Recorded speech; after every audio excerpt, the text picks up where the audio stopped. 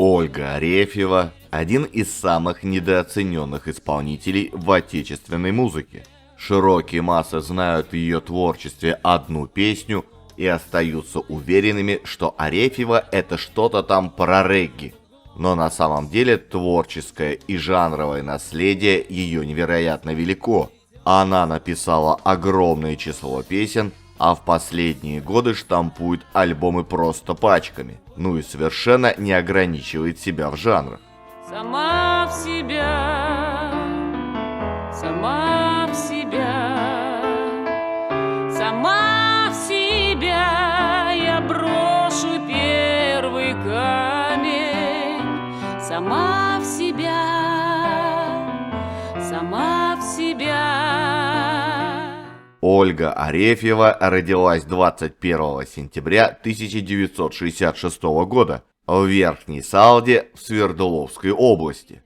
В этот уральский городок семья Ольги Арефьевой попала после того, как ее отца, инженера-физика, окончившего Саратовский университет, распределили сюда работать. Один из переломных моментов в биографии Ольги Арефьевой произошел, когда она ходила в 8 класс. У нее появилась своя гитара, купленная отцом.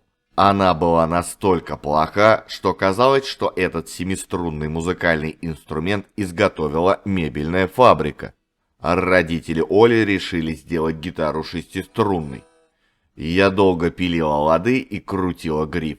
Все это безобразие дребезжало и скрипело, но я быстро начала играть и сочинять, и мне это понравилось. Девочка выучила весь репертуар Жанны Бичевской и Булата Акуджавы, а также несколько цыганских песен, которые по вечерам слушала вся семья.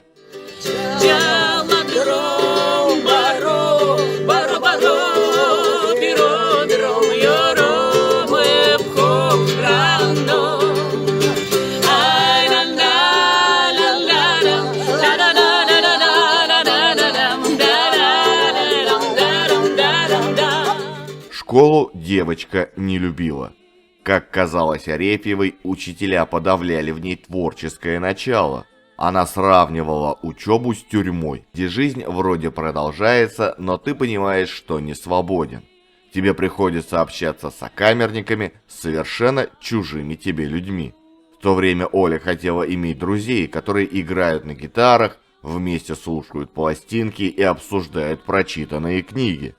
Но она жила не в Москве или Ленинграде, а в Верхней Салде и осознавала полную безысходность своего положения.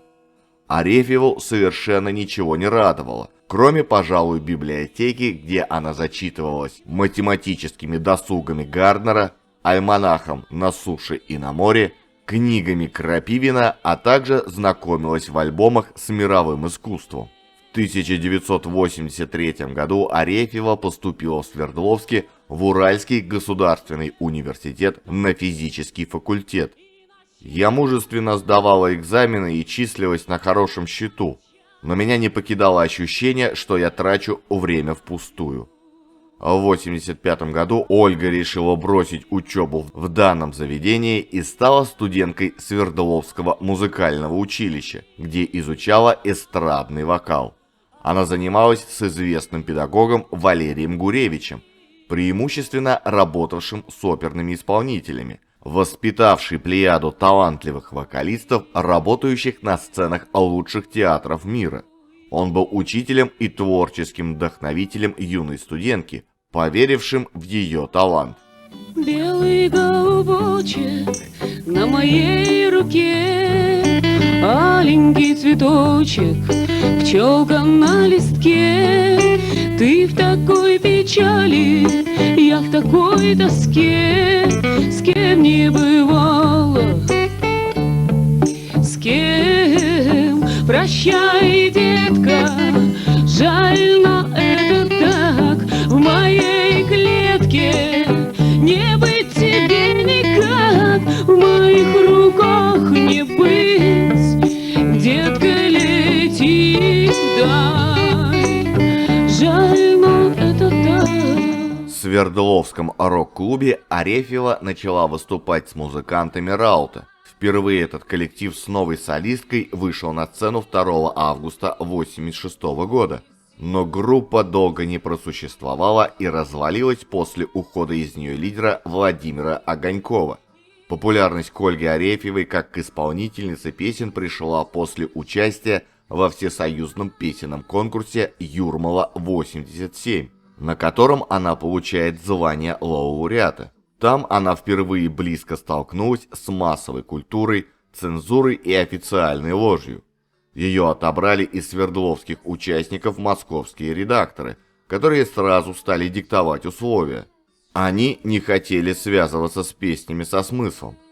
Оля не хотела петь то, что ей навязывали. В итоге обе стороны пришли к компромиссу. Одна песня, которую выбрала Оля, другая, которую хотели они.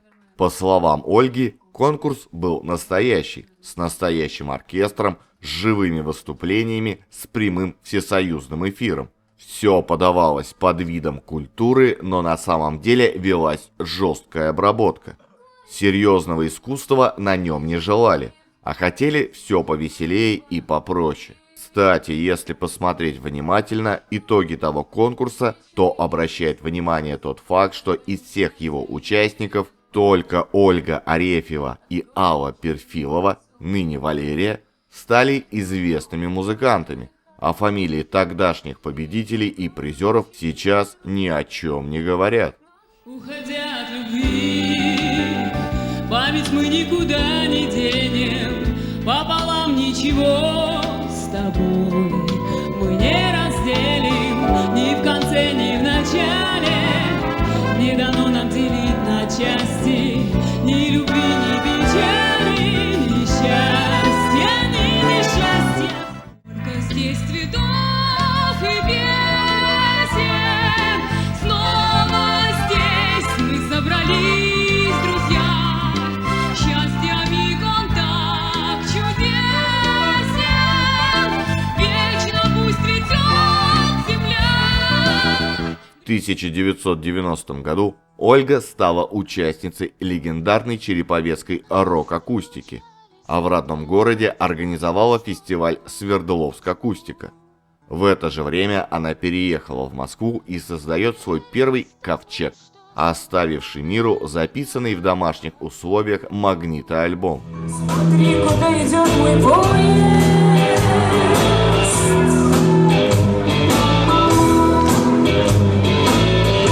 Смотри, куда идет мой поезд.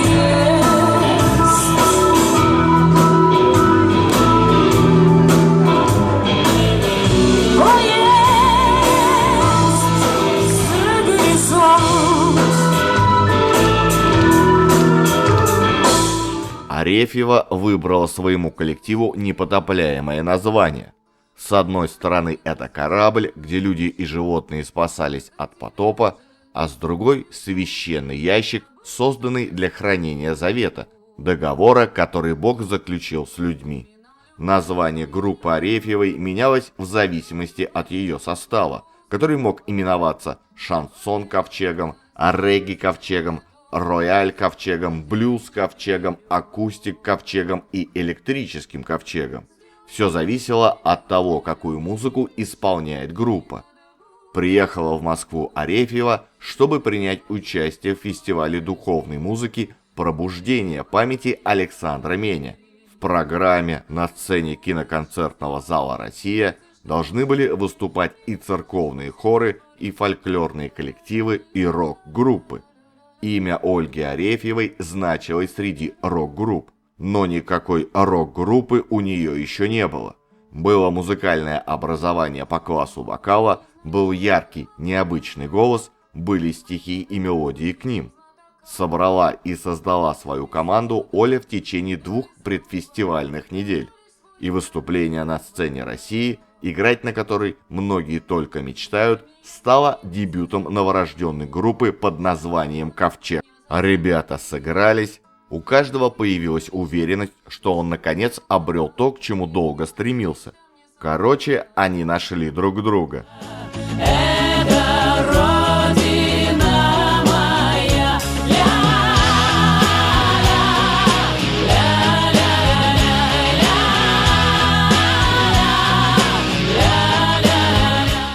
1994 год – время регги ковчега, возможно, до сих пор имеющий наибольшую популярность среди населения проект. Регги-проект оставил ряд концертных записей и альбом, изданный в 1995 году под названием «Батака Кумба». Я видела, как старый солдат и матрос бросили свой корабль, свой пост. Нахрена нам война пошла на нас, сказали старый солдат и матрос. Тема, начатая еще на Батака Кумбе, достигла апогея на самом ямайском альбоме в творчестве ковчега «Регги левой ноги». Песня «Н» под завязку наполнена шуточными образами, стёбом, очень крутыми рифами и шикарными отсылками к чужому творчеству. Он зашел в аптеку и купил бензина, клея БФ6, одеколона, керосина, свечей от геморроя, средства от вшей и множество других полезных вещей. И на углу всех улиц он нашел 3 бутылки, сдал их в травмопункт приема посылок. В Бермудском треугольнике продал свои трусы и купил на эти деньги 100 граммов колбасы.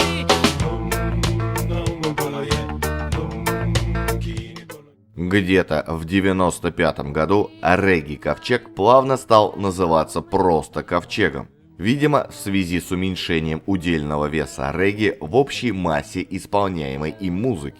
Ковчег второй инкарнации оставил опять же концертные записи и выпущенный в серии «Зоопарк русского рока» на кассете альбом под названием «Девочка с Керца». Мой муж хороший дядя с усами до ушей, а видео читает для местных алкашей. И все бомжи рыдают и плачут весь народ, но он не наливает и выпить не дает. С 1995 года команда регулярно выступает перед соотечественниками, а также выезжает на гастроли в Германию. Как раз тогда были написаны песни «Голубочек», «Дорога в рай», «Она сделала шаг» и многие другие известные песни. Она замолчала от того, что не пела, а говорить она не умела. Вся в белом белее снега и мела, она шагнула вперед так смело, она сделала шаг. В это же время Арефьева начала плотно сотрудничать с клавишником и виолончелистом Петром Акимовым. Они даже называли себя музыкально-театральным дуэтом с элементами клоунады. Акимов стал главным сценическим партнером Арефьевой и остался им по сей день. Он входил во все составы ковчега. Параллельно Ольга училась в институте имени Гнесиных, где эстрадный вокал ей преподавал сам Лев Лещенко. Арефьеву он причислял к самым достойным ученицам. А в 2001 году Алла Пугачева пригласила Ольгу на свои рождественские встречи, на которых состоялась запись 2 песен Арефьевой «Нахрена нам война» и «Аллилуйя». Их выбрала сама Алла Борисовна.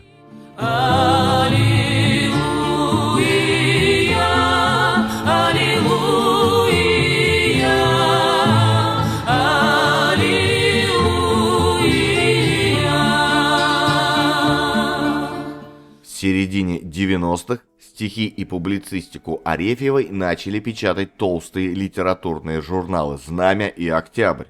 В 1998 году редакция «Знамени» даже наградила Ольгу своей премией, а через год она победила в конкурсе поющих поэтов, после чего стала членом Московского союза писателей.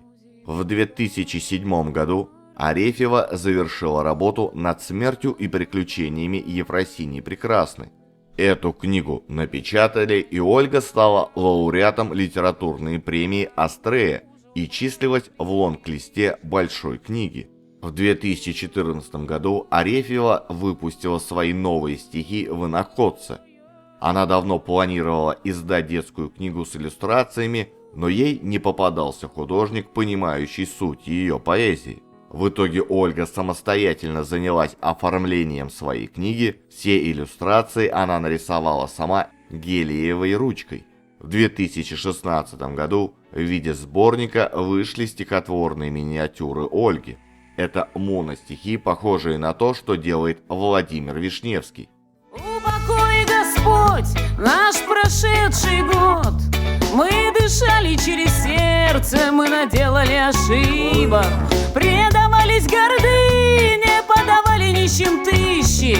Говорили много слов, но не в попад и не про то. В 2003 году Арефьева стала ведущей тренинга «Человеческая комедия», посвященного использованию в жизни тела, голоса, пения, речи, ритма, стихов и перформанса. Она старалась научить посетителей курса импровизировать в любой жизненной ситуации. Через год Ольга стала основательницей перформанс-группы «Калимба», которая создала спектакль в стиле New Age, соединившим современный танец и живую импровизацию. Некоторые звезды рока ищут забвения в наркотиках и алкоголе, компенсируя свои энергетические затраты. Я подпитываюсь энергией, работая с телом. Концертные выступления группы «Ковчег» в последнее время сопровождаются визуальными номерами «Калимба». Актеры этого проекта снимаются в клипах «Ковчега». А в 2014 году Олег Жуковский, который руководит театром «Ля Пушкин», предложил Ольге принять участие в создании спектакля «Приключения в романе», основанного на ее книге «Смерть и приключения Ефросиньи Прекрасной». Ефросинья, ты носила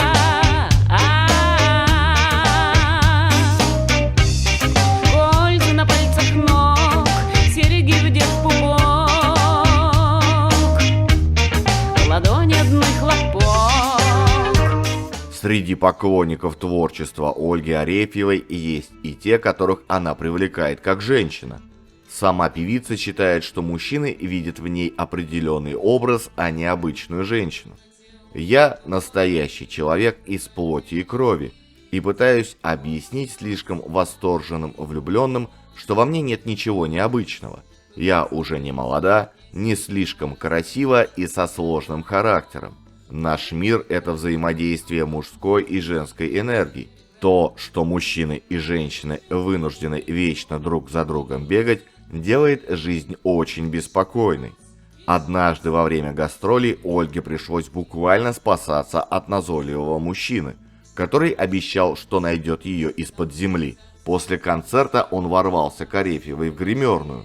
Директору певицы пришлось силой его успокаивать. Единственным мужем Ольги Арефьевой ее близкие люди называют байкера Руслана Индейца, о котором певица говорила как о безумном романтике.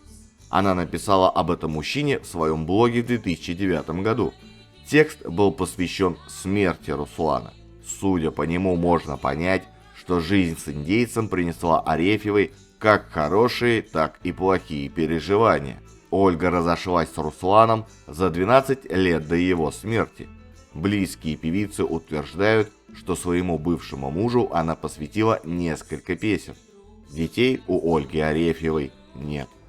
Не для меня цветут сады, в долине роща расцветает. В 2016 году Арефьева отпраздновала 50-летие. И в том же году она взяла и зачитала рэп.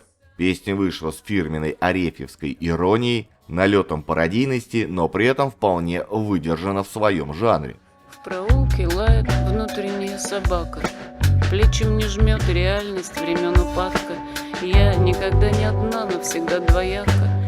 Делаю жест в небо, там то пусто, то гладко. В 2017 году вышли сразу два новых альбома «Ангел и девочка» и «Триптиц».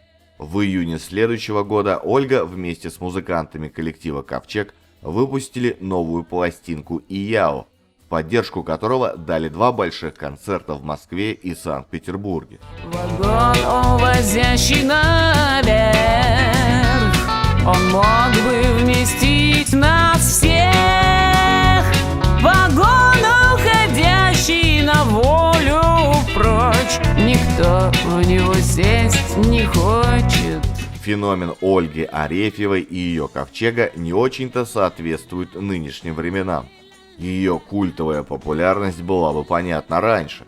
В середине 80-х все наши исполнители находились в информационном вакууме и завоевывали слушателя не телеэфирами, а концертами и магнитоальбомами.